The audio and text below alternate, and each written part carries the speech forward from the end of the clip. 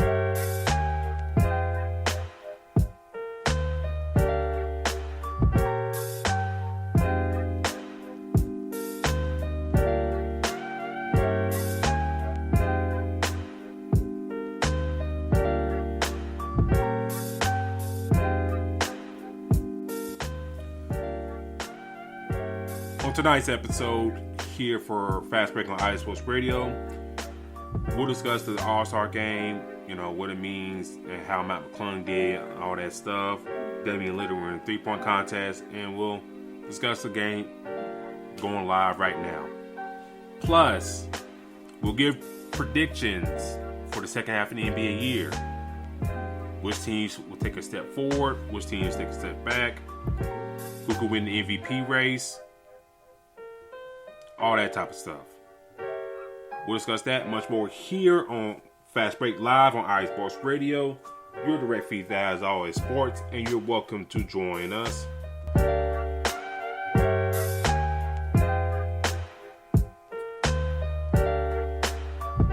Join us as you shout tonight, ladies and gentlemen. Lots to talk about, lots to get into here this evening.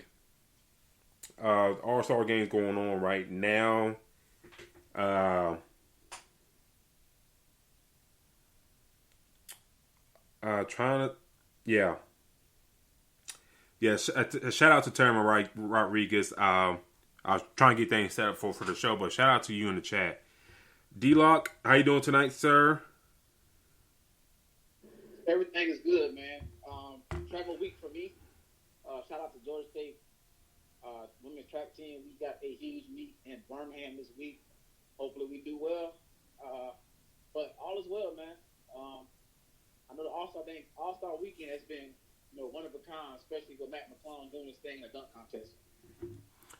Yeah, he did his thing. I guess some breaking news in a sense that LeBron James will not return to the All-Star game because he injured his hand on the rim on a dunk. Wow. God, dog. What's your first thoughts on that? And we'll talk about the Lakers here in a little bit, but what are your thoughts on that? Him being injured in the All-Star game. What are your thoughts on that, real quick? I mean, I'm kind of mixed emotions with it. I just told you, in fact, that somebody tweeted and said that the All-Star game was as bad as the Pro Bowl, which I highly doubt. But mixed feelings because, we hear these players not really give their all into these All-Star type games. And a lot of times fans, it kind of seems like it's watered down. What I mean by that is the energy that players bring those games are not as high as they used to be in all sports. So, but to see him get hurt, or to hurt something, you actually have to see the video. Hurt his hand specifically. I think that's basically proven otherwise that the energy was kind of there. But it is an All-Star game. Hopefully, it's not nothing too serious. Hopefully, it doesn't make a huge impact. And all in all, this guy is reaching 40. So, he's not one of these young bucks that can take a nick and go back out there and handle business, during the All-Star games. They're probably saving his legs for, and his body for better opportunities.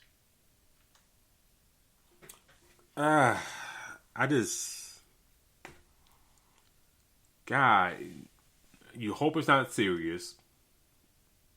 If you're the Lakers, Darvin Ham, Jeannie Buss, Rob Pelinka,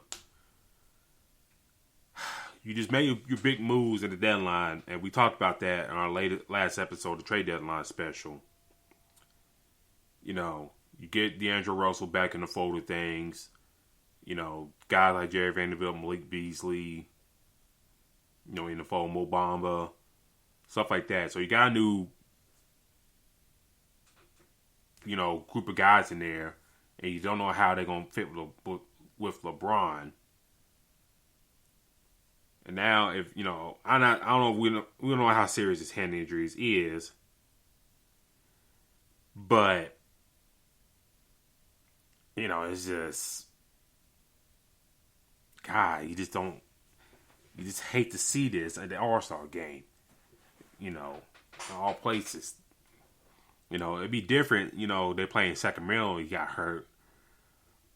Or, playing the Miami Heat, that's a different thing. But, you're talking about the All-Star game. I know you're trying to strive for the crowd and all that stuff. He had a beautiful pass to the backboard to himself, like a la Tracy McGrady earlier. And,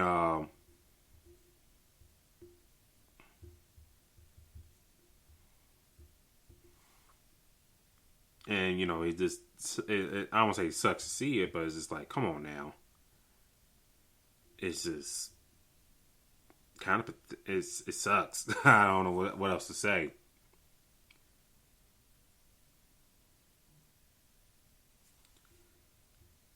Those are the things that happen. And, like I said, that's why I said it's mixed emotion, because it's the fact that we don't really see too many players really give their all because of this situation.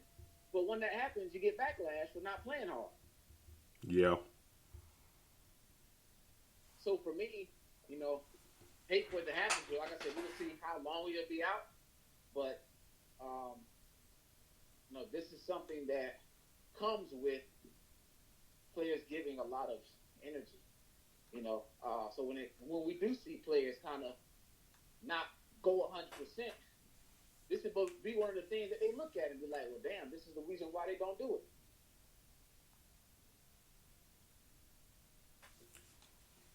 Yeah, I definitely agree there, And I know Taron, you brought up the Pro Bowl, and Taron Riggs brought up the Pro Bowl and stuff like that. It's different from the Pro because, it's after the season. Yeah, I mean, it's in the middle of the playoff and stuff like that, but it's like after the season for majority of the players. So, like you see for your Bucks and my Titans, Derrick Henry, Mike Evans, whoever, if they get hurt, at least you got up to like August to get right. Depending how severe the injury is. For like LeBron or whoever else, were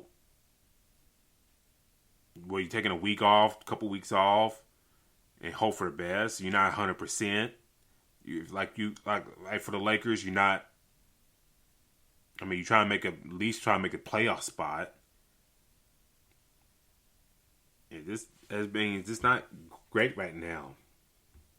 It's not great right now. If he's hurt, then reports about AD and LeBron, allegedly, You know, LeBron's been on AD's ass. You got that going on.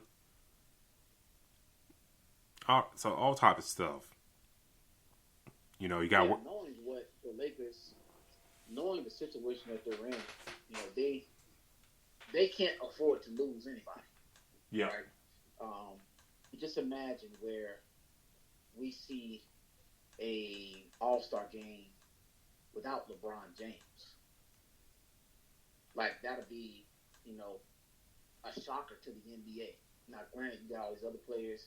Luka is who he is now. Giannis, who I believe is also out. But obviously, still the face of the league is LeBron. Into a year where you claim the all-time scoring lead, like, imagine not seeing this guy play. So, sure. Now, remember, we were hearing that he was already dealing with, I think, an injury. So, we could have easily said, well, hey, you know what? It's not even smart to play this game, you know, because if you're already dealing with a lingering injury that seems to be taking longer than needed. So now to add on to another, I'm pretty sure is very big. But at the same time, again, think about the All-Star game without a LeBron James. So, you know, this is that appreciating seeing him here. But now another injury added on, that definitely, you know, now it's kind of like, okay, I need to watch what I need to do with my body. Now, to say, again, this is not a regular season game. So this is not a game that they need, right? If this was a game that the Lakers need, maybe he doesn't leave this game with an exit. So, but again, like I said, we are talking about the All-Star game. Hopefully it's not something that adding on to the list of injury situations that the Lakers already have. But, you know, this sucks, but, you know, this comes with when you have players that want to give great energy, you know, that wants to play and put a show on for the crowd. Now, obviously, with the NBA, compared to the NFL, the slam dunk competition, the three-point contest, you know, these different things, they're still hot right now to where you remember back in the day, the Pro Bowl had the 40-yard dash. They had all these different things. All that stuff is watered down now. You know, people basically tune in for hell, the slam dunk and the three-point contest probably more than the All-Star game. So, like I said, it sucks to hear that, you know, with LeBron going down, but hopefully it's nothing that will be lingering for the rest of the season. Yeah, well, I'll put a bow on this. I think, you know, hopefully it gets better. Hopefully nobody else gets hurt either. You know, you kind of look at the rest of the guys. You know, you got the Boston duo, and Tatum and Brown, John Morant. You know, they kind of been on a backslide ever since the Shannon Sharp incident. Jokic, I know I said, we talked about it at the beginning of the season. I didn't foresee him winning a third straight MVP, but damn it, the way the Nuggets been playing, the way he's been playing, shit, he may be a lot for a third straight MVP, and then if he gets hurt on that, you can kiss the Nuggets title hopes away. But, you know, we'll see how the rest of the game play out. We'll continue to talk about, you know, the game and, you know, say some final thoughts on that, all that stuff. On that note, D-Lock, the second half of the year kicks off back on the 23rd. Big slate of games. Lots of teams that made a lot of moves to trade deadline.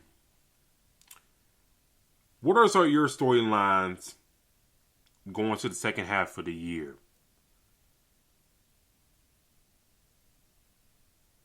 Well, my biggest thing that I want to see, biggest storyline is not that we have the trade deadline already passed and we've seen these numerous trades.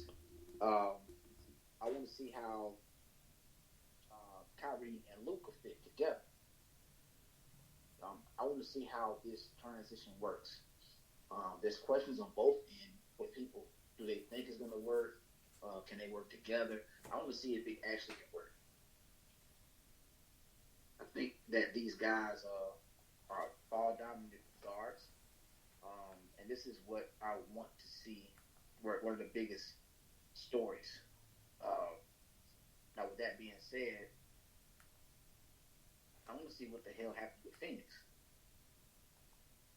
I mean, they got the last time I seen an interview like Kevin Durant did, that's back when the damn Heat got Chris Bosh, Ray Allen, and LeBron, and D Wade. So there's high expectations in Phoenix, and I definitely want to see how this plays out. What they can do, how they're going to make an impact together. So for me, that is one thing that's another storyline that I'm actually tuned in, and I want to keep my eyes on, see if they can go on the run and see how Devin Booker and Kevin Durant fits together, along with Chris Paul being the leader, because they got them all the pieces over there. So I want to see how that works. And the obvious is the Lakers. I'm pretty sure, obviously, you being a Lakers fan, you've seen the Lakers ever since they made that big trade. They came out with at least 2 or 3 different lineups. And one of the ones that I actually like, but I just don't see them moving forward with it for long, is the lineup with Jared Vanderbilt, Malik Beasley starting LeBron, and Anthony Davis with D'Angelo Russell. I feel like Malik Beasley is when you're you're off the bench energy. But, trying out that lineup, it actually worked pretty well with them. And they actually look like they're going to gel pretty well. D'Angelo Russell looks like the player that they needed there with them. He's putting up the points that he needs, and the turnovers has decreased. Malik Beasley, we've seen him have those games already where he doesn't shoot well. Then we've seen him games where he is shooting extremely well. So I'm waiting to see that chemistry go. Actually, he puts it together for consistent games. How much of an impact he's going to make. So I think that the Lakers making that move is a major story that I actually want to key in on. Another one that we'll talk about, obviously, is Kevin Love to Miami Heat. I want to see what this does for them. My opinion is it definitely gives Bam a little bit more rest, because they got the big. They just don't have anybody to shoot. Hell, Udonis is damn near a coach right now. He's just walking around with a jersey. So for me, I think that I want to see Kevin Love. Now, this is like not the Minnesota Kevin Love or the early Cleveland Cavaliers Kevin Love, but I think he'll help out when it comes to the bigs there. So there's a few stories that I'm definitely keeping my eye on, but those are the main ones. And I think the Suns making the trade, the Lakers making the trade, Dallas making the trade, Miami making key pickup, the waiver. I think this is going to help these teams make a playoff push, and hell, even go pretty far in the playoffs. So that after All-Star game, I'm definitely ready to see, the impact that the moves these teams made. How does it do for them moving forward? I think for me, I go to the Kevin Durant line. I think it's real curious to see how he works with them. I mean, he went somewhere that he wants to go. He respects the hell out of Monty Williams. So I think there's a coach that he wants to play for. So I'm curious, how that's going to work out. I think it's going to work out fine. As long as the health of Devin Booker and Chris Paul be okay, and including Kevin Durant. And I think, Ayton just kind of continues his consistency. I think there can be a real threat to get back to the finals. But I think one thing that kind of hindered the Phoenix Suns is their bench, because they gave up a lot of role players that kind of helped their bench. And some of the other guys they've been kind of throwing out there, like a Saving Lee, Washington, Torian Craig, they've been okay, but it's like it's kind of like they're kind of like long in the tooth. Can they give you good production on a consistent basis? And we'll see if those role players can help those starters out. Can't also I forgot about Landry Shamet, Cameron Payne, those guys. When the going gets tough, can those guys step up for the Suns? So that's one storyline I'm looking at coming after this break. Kevin Love going to the Heat. I think it's a good move for both parties. I think Kevin Love can go in there, get 15, 20 minutes, for the Heat. Give him a nice balance and outside scoring like you mentioned. They have been drafting some bigs, but those bigs it really hasn't developed to their liking. And you mentioned about Haslam. Now, I've been on this before about Haslam. The way Miami has been developing young players, especially guys undrafted, it's kind of amazing they kind of still holding a spot for Haslam, in which you get a younger player in, develop that younger player to help out your team. I mean, I know Pat trying to do right by Udonis for whatever reason, but I just think the way some of the guys they gotten like Strauss, Kendrick Nunn, Duncan Robinson, etc. I figured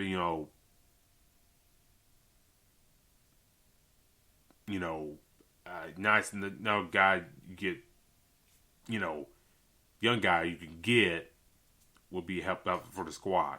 Like Kenny Lofton Jr., who's played for the Grizzlies, but mostly played for their G League affiliate. He's a guy that really came out of nowhere, played great in the summer. Big body guy, 6'7", about 280, but can move and stuff like that. That's a guy I'm talking about right there. Undrafted out of Louisiana Tech that can come in and develop nicely. Now, is Kenny Lofton going to stay with the Grizzlies for a while? I don't know. But that's kind of what I'm getting at. Like, got a young guy, Kenny Lofton, I think he's left-handed. Big guy, can move, can shoot, move well, can dribble the ball. I think he losing weight. He kind of remind me similar of like a Julius Randle in a sense.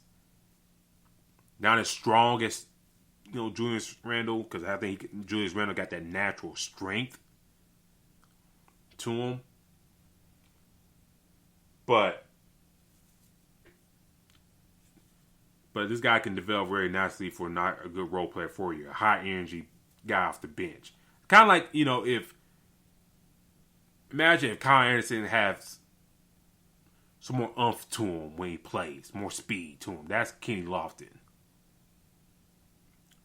But back to Kevin Love, I think it'd be a good move for him. I think it's a good move for him. I think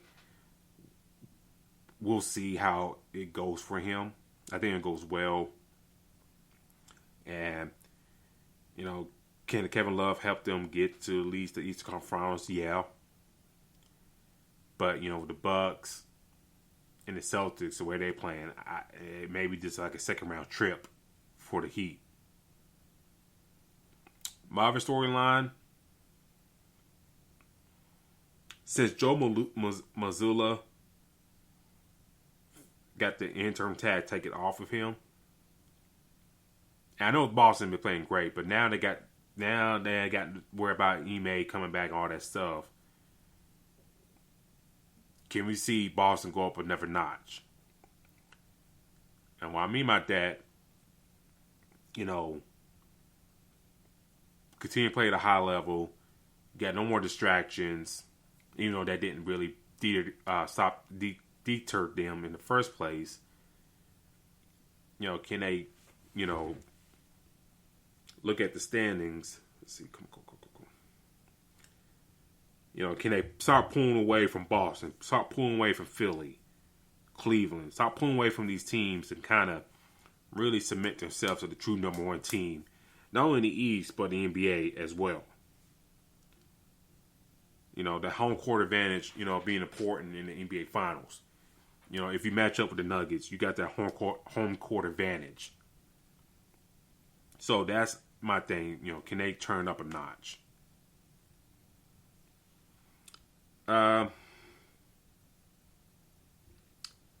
Looking around the Lakers, I'm curious to see how LeBron fits to the rest of those guys that got in. I'm more looking at D'Angelo Russell, and this guy his second reprieve to kind of make things right in a sense. Even though I think he shouldn't have been traded in the first place. In my eyes, and we discussed this on the show before, but he's still in the mid-20s, second chance in life, to go back to the Lakers and back in LA and do his thing. Because God knows how long LeBron's going to be there. We don't know the status of AD. So for Russell, if I was his trainer, coach, whatever, agent, I told him, hey man, this is your chance to kind of be the guy that you're supposed to be the first time around. Take this advantage, do your thing, let's get this next contract, and then trying to be the man here in Los Angeles. Don't overdo it, but within a team confines, show you that you could be the man for the least next 8 years or so.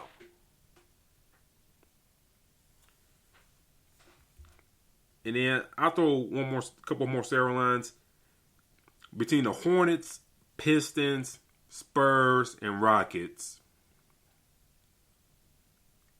Who's going to suck enough to get the potential number one overall pick?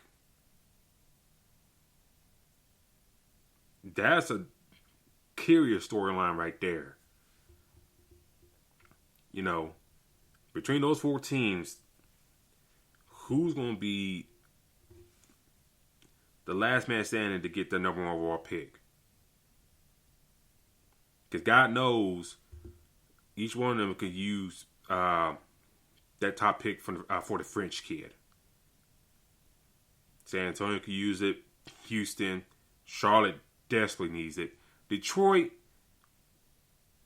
I don't know. They got a lot of bigs already, but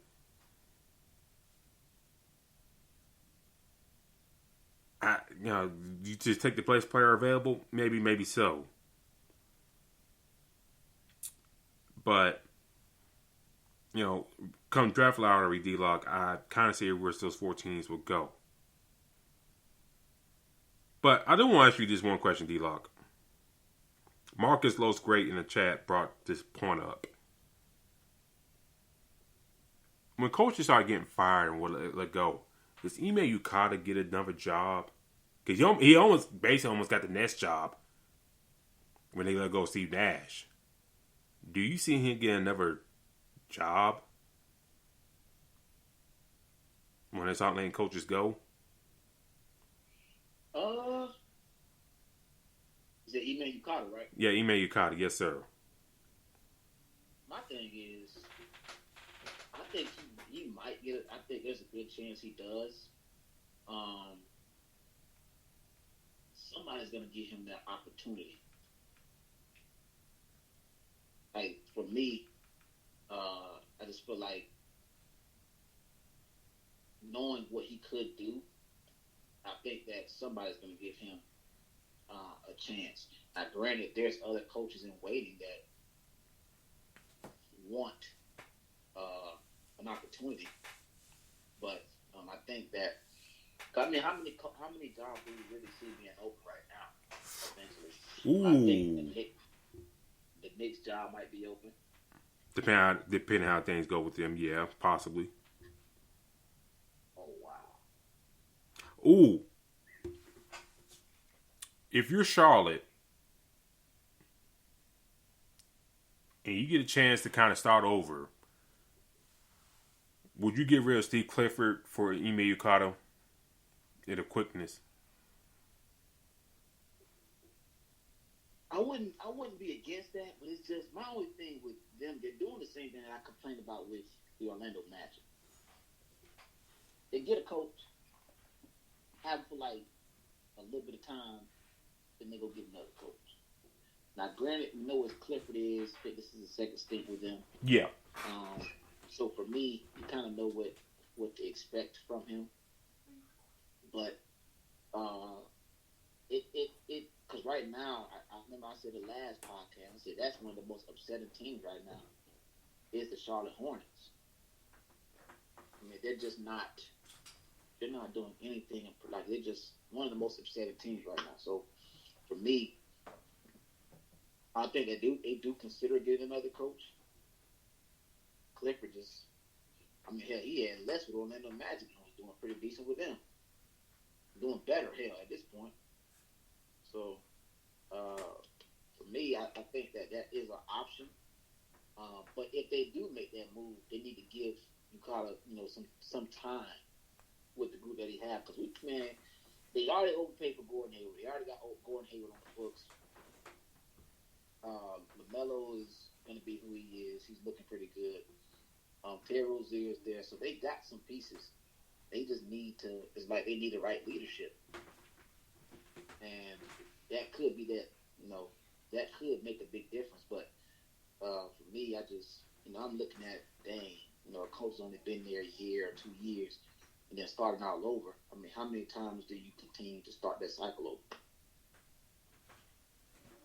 I think if you kind of gets hired somewhere, maybe like in Detroit, like we talked about Dwayne Casey not being there for the long haul, or if Charlotte get a chance to hire like a guy like Yukata, I mean, you gotta take that chance if you want those teams or something like that. Looking where else around the league, teams that may be looking for new head coaches. Those two teams really come to mind. Maybe the Raptors, Nick Nurse going, maybe do a change there, just kind of change things up.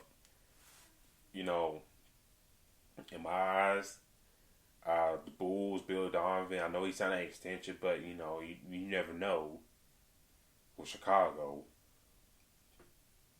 But Yukata the person kind of to watch out in the second half of the year. Would his name pop up in coaching searches, or is he really tainted like that? Like I said, we talked about this. It's like,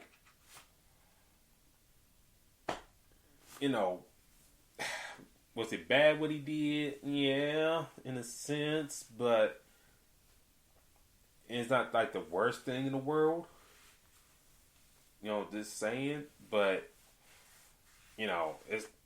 it's not like Chris Beard at Texas, the domestic violence situation, which, by the way, those charges got dropped, by the way, so it's kind of interesting what's going to happen with Chris Beard in his future in coaching. But Yukata, I think if some teams get the okay to hire him, they'll bring him in a heartbeat. Like I said, we see what the Nets did. They almost got him in. So, if they almost got him in, there's surely somebody else is going to try to, get him hired as their next head coach.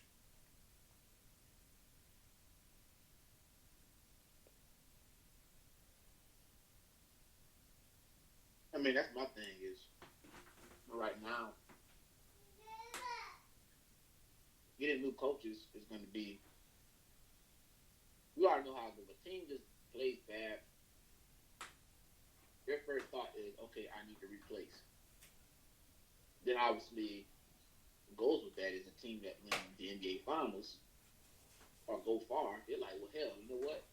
I either want that head coach or somebody off that staff to be my coach. I want that chemistry, that philosophy. So I think jobs are going to be open, especially with disappointments. Hell, Houston don't look that impressive as young as they are. Yeah. I said I didn't think they were going to give him. I didn't think they would give him that many years. So I think his time going to be up soon. So there's a couple of coaches on the hot seat. Hell, Doc Rivers. We talk about them getting James Harden and Embiid. Hell, they don't get pretty far. He might be on the hot seat as well. So, this opportunity is going to go out there. It's just about who they want to fill them. But you got teams that want to make a big splash with a big name, But um, with the group that they have, like I said, we know what Charlotte has. Um, a team that has a lot of expectations, a lot of good players, and they're just terrible. Like they're not even competitive. They're getting their ass whooped. And that shows that it has to do with the coaching. So usually, what happens when we see a team do that bad, we see it in all sports.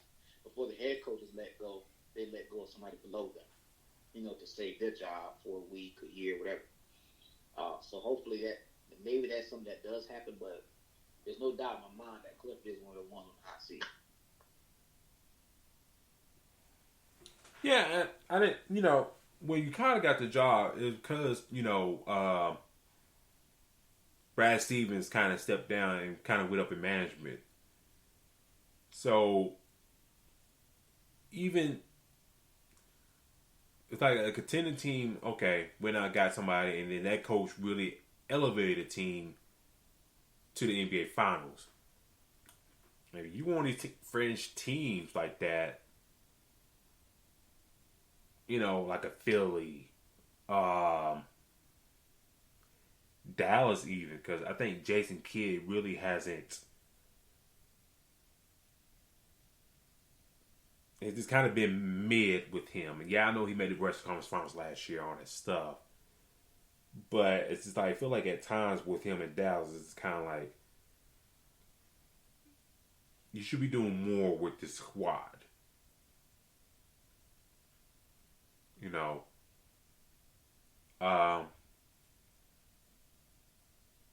So I think we'll see what Carter goes through and whatnot. I don't want to see no jihads against him if he gets another job. If he goes somewhere like Charlotte, people don't care. It's Charlotte. I'm not trying to say like Charlotte like that, but people really don't talk about Charlotte like that. Like all these shows talk about the LA teams, the Knicks, well, no more than that. And then players like LeBron, Kyrie, Kevin Durant, all that type of stuff. And Giannis. But, we'll see what Coach Bukata, heads to in the off season, if anywhere at all.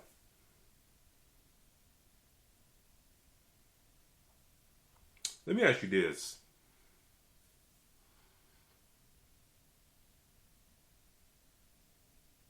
What kind of impact Zion will have in the second half of the year whenever he comes back?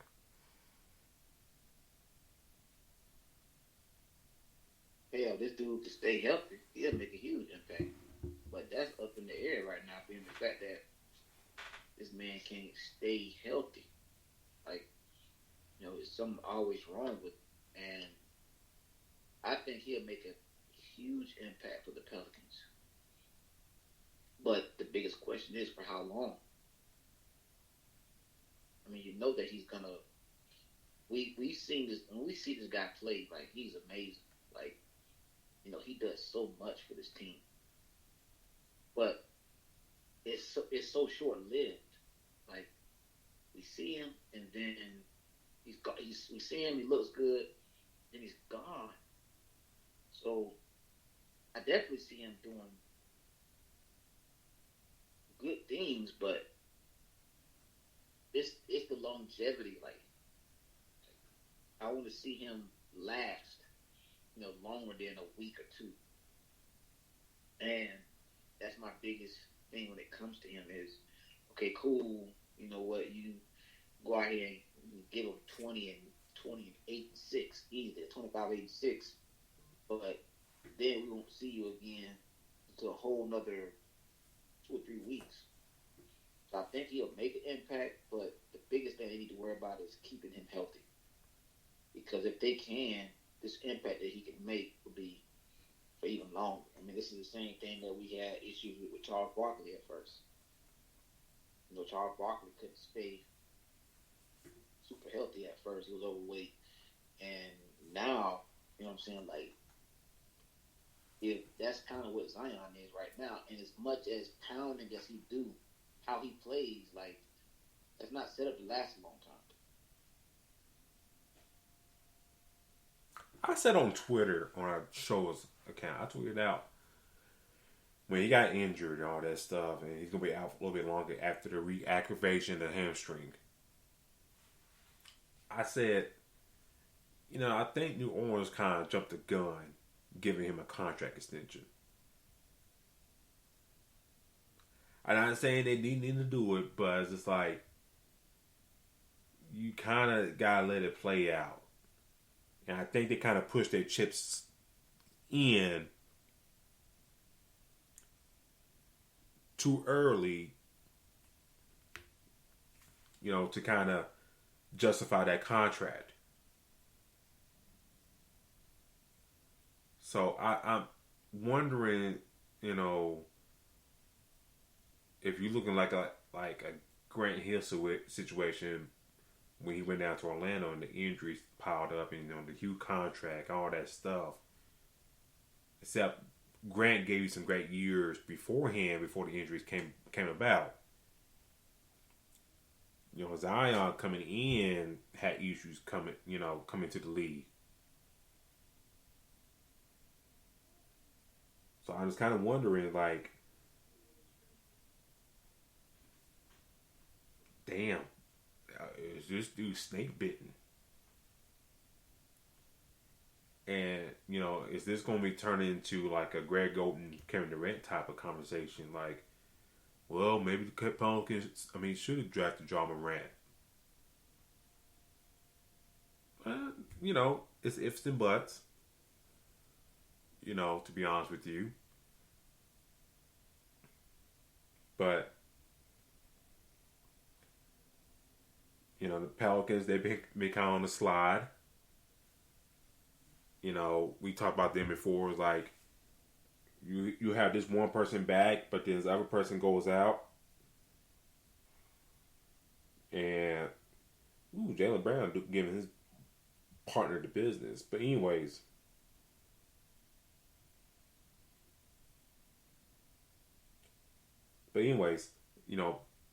this person, McCollum, be out. Then you look up, Brandon Ingram's out. Herb Jones been out as well. So it's just like, there's no consistency between those three guys. And I wonder, in the offseason, do they shake that up? Do New Orleans kind of think, okay, we got to stick with Zion because we gave him this big money. But the other two guys, can we fetch something for them? I think the odd man out would probably be McCollum because he's older. But also, if you get a good deal for BI, then you might have to take it. But for Zion, for me, if he comes back healthy, hey, cool. Right now they sitting in 7th. Right now, behind them is Minnesota, who've been playing a little bit better. Golden State, we don't know, how they're gonna be. They've gotten a lot smaller since the trade deadline. It'd be real curious to see how they play after the All-Star break. OKC, who's kind of been on the rise here lately. Where they play, especially Shai Gilgeous-Alexander. And then you got Utah, Portland, the Lakers. So if you're the Pelicans, the Lakers are 3 games behind the Pelicans.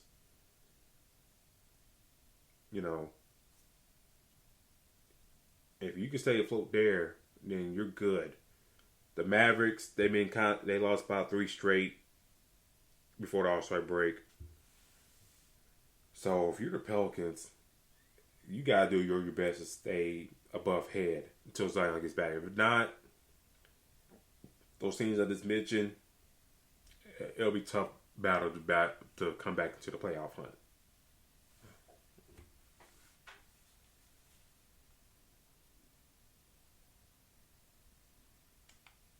like I said, the biggest thing for me is Zion being healthy for a long period of time. If he can't do that, he's in spurts. You're going to have a 7-game series the first round. And hell, even if you get to the NBA Finals at some point, you're going to have to win 4 games. So at some point, you're going to need him to be consistent and healthy. If right now I'm having an issue with staying healthy through the season, what's going to happen during the playoffs? Mm-hmm.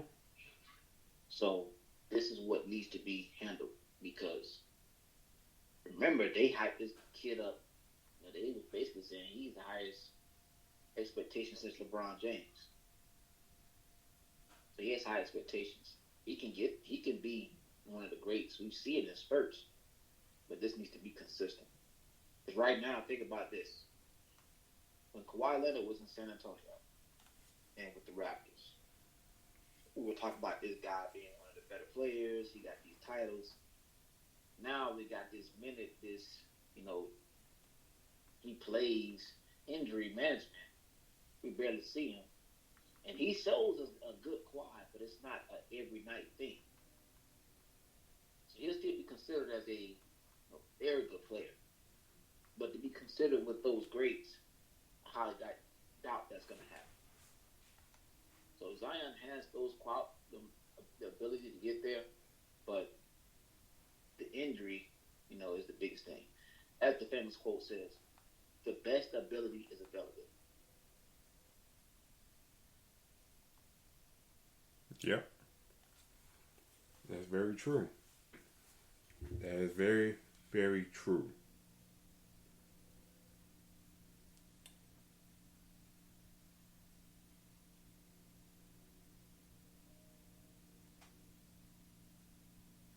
And just kind of wrap up the All-Star game.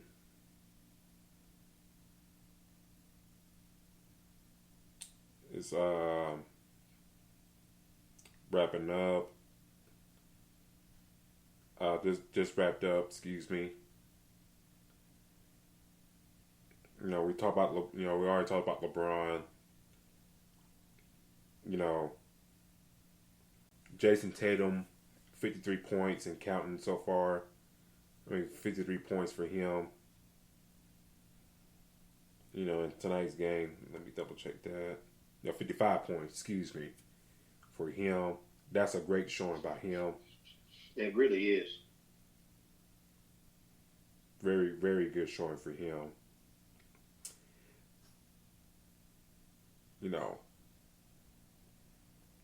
Lillard back in Utah kind of showcased himself. 26 points for him. Like I said, we already talked about LeBron. Kyrie had a good showing tonight too. 32 points for him.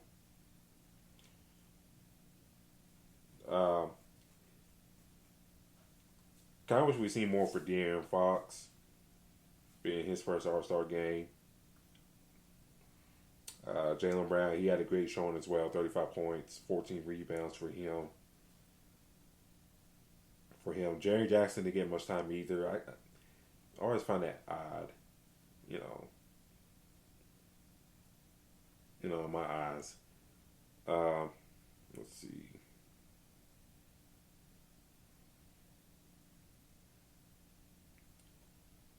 So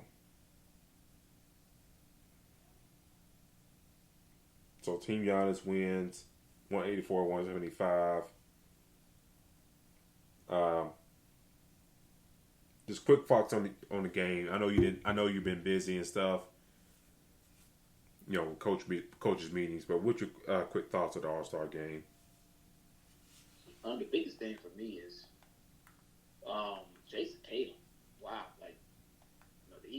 we talked about it for a while. What the Celtics were going to do with having so many guys who was going to be lead dog on that team, and ever since he's taken over, the Celtics have been going pretty far. They look like they're clear favorites in the East. He's looking like he's putting himself in the category as one of the better players in the league. That's like a top 10 player for me.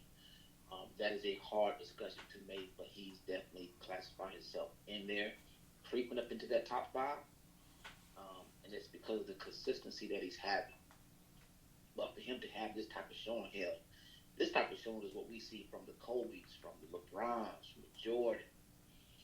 So this definitely is the biggest highlight of the night for me, is seeing him go bonkers like that and put up so many points. Now obviously LeBron being out, that played a part in everything and how the whole game went, but to put up 55 is that's some serious business, man. We only see that from a few players. For him to do that, he's going to be one of the main reasons why the Celtics go so far this year and moving forward. Yeah. I mean, there's showing for both of them.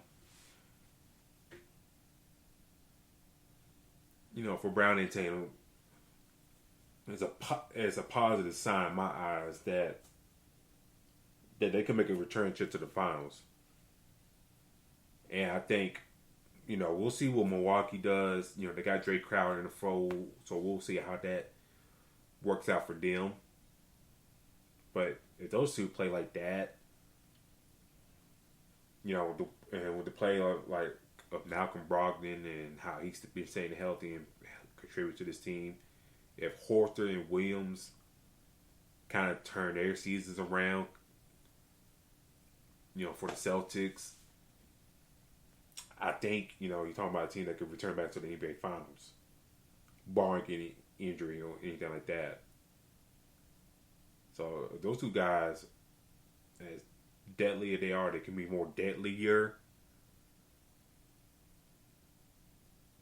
I think, it'll be great for the Boston Celtics. And then, what Tam Rodriguez said, Mac McClung, besides Tatum scoring 55, he was the talk of All-Star Weekend. And like you texted me, he saved that damn contest from being born.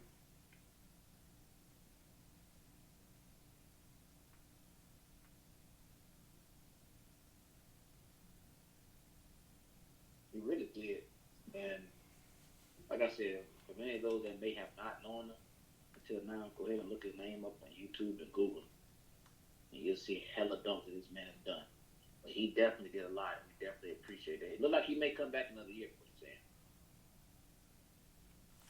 Yeah, if y'all don't know about Mac McClung, you're talking about a kid that played high school ball in Texas. And like D-Lock, said, you look on YouTube and stuff like that, he been doing the dunks and stuff for at a young age. And then, I know things didn't work out like he hoped at Georgetown, but Patrick Ewing really gave this dude a chance. If you really think about it, I think McClung wasn't like a D1 type of player. I'm not saying he could have got a D1 offer from Stephen F. Austin and stuff like that, or Lamar, stuff like that, but to get an offer from Georgetown, wherever you think the state of the program is, to get an offer from Georgetown coming out of high school, hey, that's a pretty strong offer. Patrick saw something in him. And then, like I said, a couple years there, and then went to Texas Tech to play with Chris Beard and stuff, and,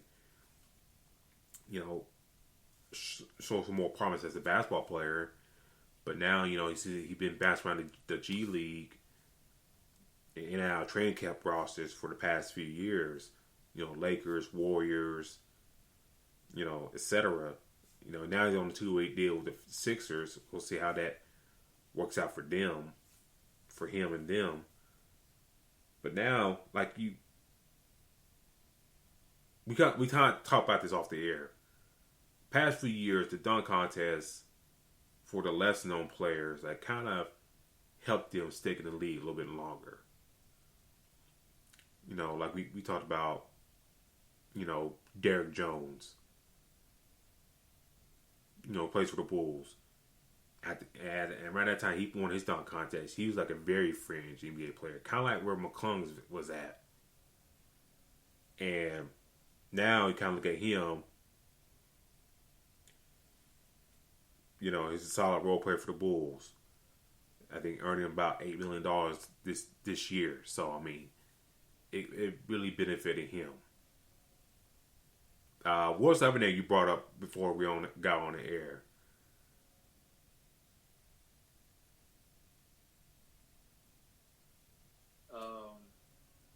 Can't remember off the top of my brain. Was it about the All-Star game? Yeah, the dunk contest, like the other guys who. Oh, about Trey Murphy being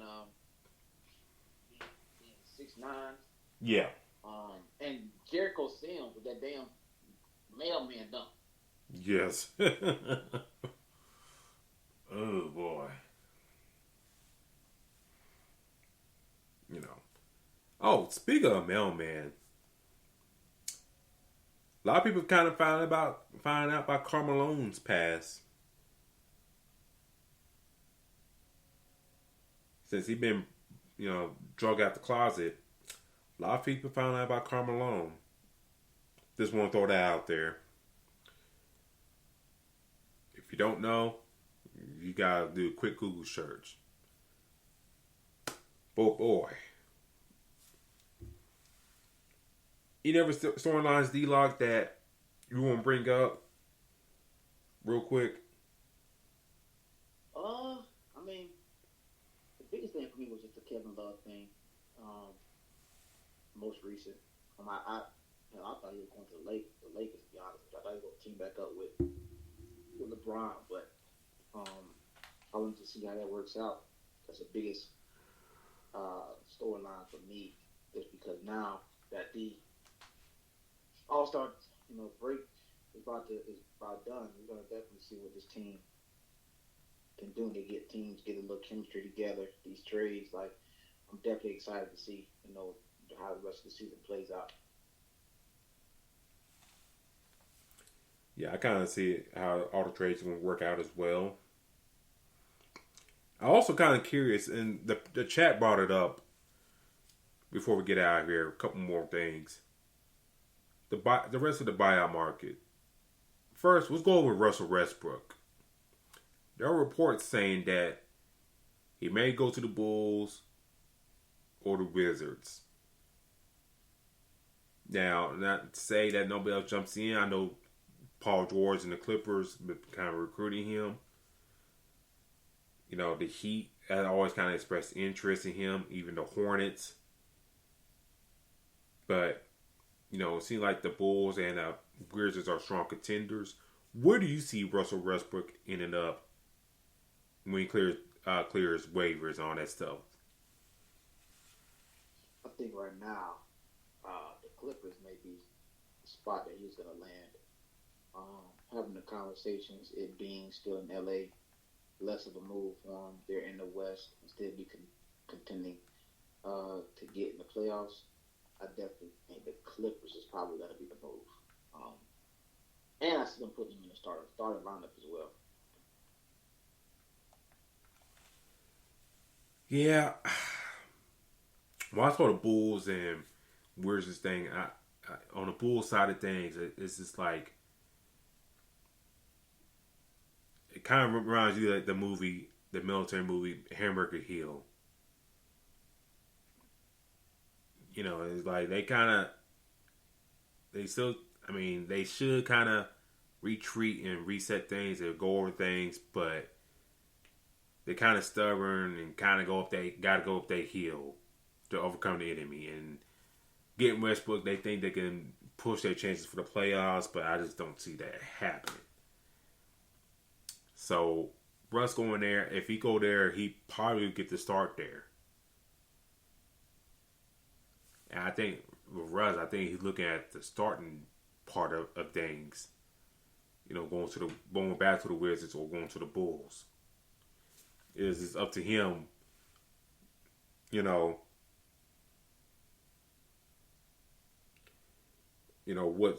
What team? What's going to fit best for him? Washington's in the playoff hunt.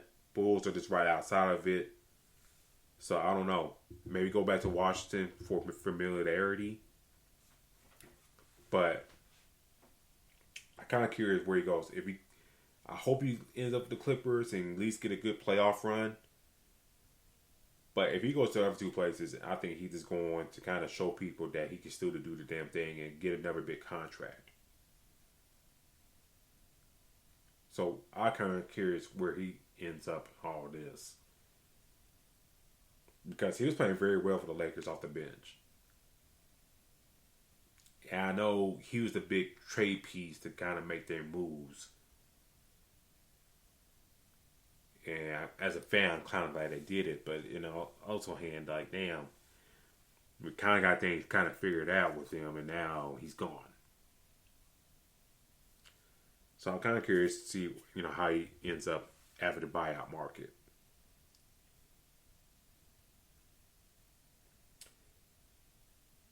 Real quick, going to college basketball scores. From Saturday's action, Virginia barely beat Notre Dame 57-55. Indiana, winners of 5 straight, beating Illinois 71-68. Kentucky beats Tennessee and Lexington after Tennessee beat Alabama earlier in the week. They beat them 66-54. Texas needed overtime to beat Oklahoma 85-83. Miami, who should be ranking in the top 10 come Monday, beats Wake Forest 96-87. TCU beats Oklahoma State by 100-75. Kansas, big second half for them, overtake Baylor 87-71. Bama took their first stages out from the loss to Tennessee on Georgia, 108-59. Providence beating Villanova 85-72. Xavier 82-68 over DePaul. Gonzaga 97-88 over Pepperdine. Creighton showing some life 77-67 over St. John's. Arizona, who were kind of up big on Colorado but let them come back, but they won by 10, 78-68 over Colorado.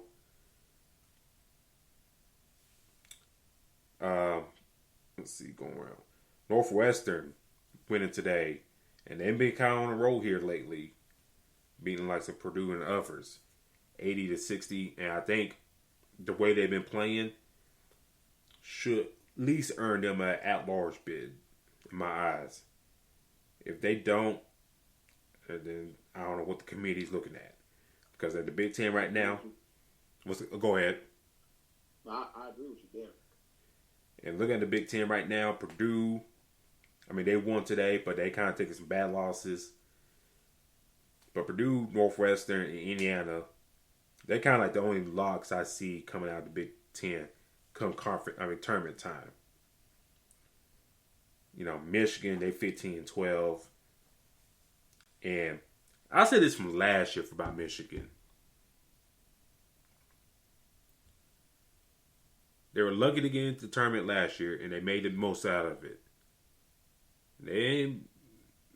This year, 15-12.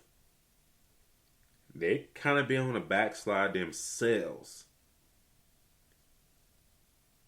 And if I'm Juwan Howard, if your son decide to come out for the NBA draft, and if an NBA team come knocking, do you go?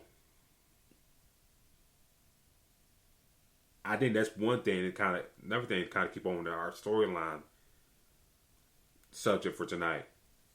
Juwan Howard. I know he loves Michigan alum, all that stuff.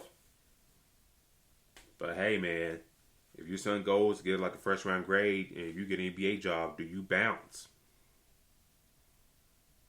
Which I hope he don't, because they probably come call for Nate Oates. But hey, if things keep going where they're going, they may have to bounce.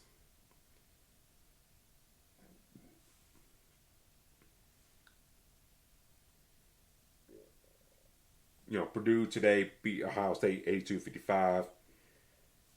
Ohio State may be looking for a new coach here soon. North Carolina, God dog. I had them at least going to the Final Four, and they just, They disappointed me this year. 77-69, they lose to North Carolina State. Houston beating Memphis 72-64. And all that stuff. Women's side of things, real quick. Indiana beats Purdue 83-60. Utah barely getting by Arizona State 74-69. LSU double-digit win over Florida 90-79. Arizona over Colorado 61-42. South Carolina goes to OT against Ole Miss, but to get the win 64-57. Still undefeated for Don Staley's team. Cal with the upset over USC. This is women's. And it could be upset for the men's too, because they sucked as well. But they get upset over USC 81-78 over overtime. A lot of overtime games I've been kind of seeing, especially in high school around here. North Carolina over Wake Forest. At least the women's are doing very well. Virginia Tech over NC State 75-62. So, with college basketball kind of, on the last stretch in the conference swing of things, I'm kind of curious to see who gets number one seeds. I know they said, so far they kind of said Alabama, Houston, Purdue. But the fourth one is kind of like up in the air. And you can skip a rock and hit somebody, either like UCLA, Kansas, Texas, maybe. It depends. Tennessee took a loss to an unranked Kentucky team, so that may drop them down. I don't know. Just a lot of things up in the air in the college basketball world.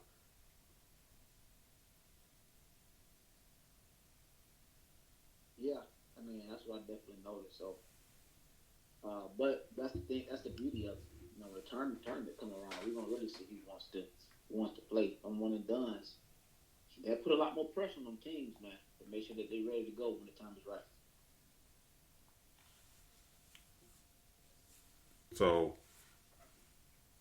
So we got those matchups there as well.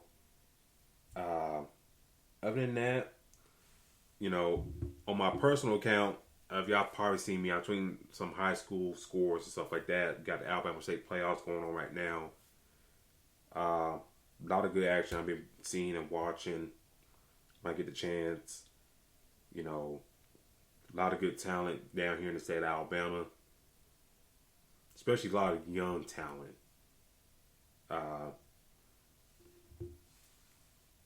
One kid I want to throw out to people, keep an eye on, because I think this kid will be an NBA player in the future. And I'll pull up the name now. Give me just a second, then we'll go off the air. Caleb Holt. Buckhorn High School, freshman right now. Got offers from everybody you can think of. Auburn, Alabama offered him 8th grade already. I think he got offered from Georgia. So he got the offers there. Keep an eye on this kid down the line.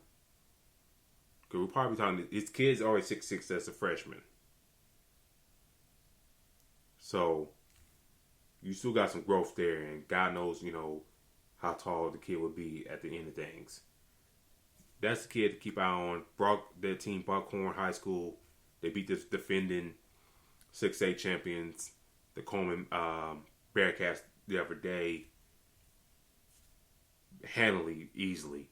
So keep an eye on this kid, ladies and gentlemen. Caleb Holt, Buckhorn High School freshman, 6'6", and still growing. That's the name to keep on. A guy that on his network we'll probably be talking about down the line. But this has been our show tonight, ladies and gentlemen. Thank you I know we had to change times and stuff like that, but thank you for tuning in with us. D-Lock, how can people find you on social media? Yeah, I can find me at Black Dash 813. Getting ready for the NFL draft. and see this the Magic do the second time around, man, in the season, man. Let them know they can find you at.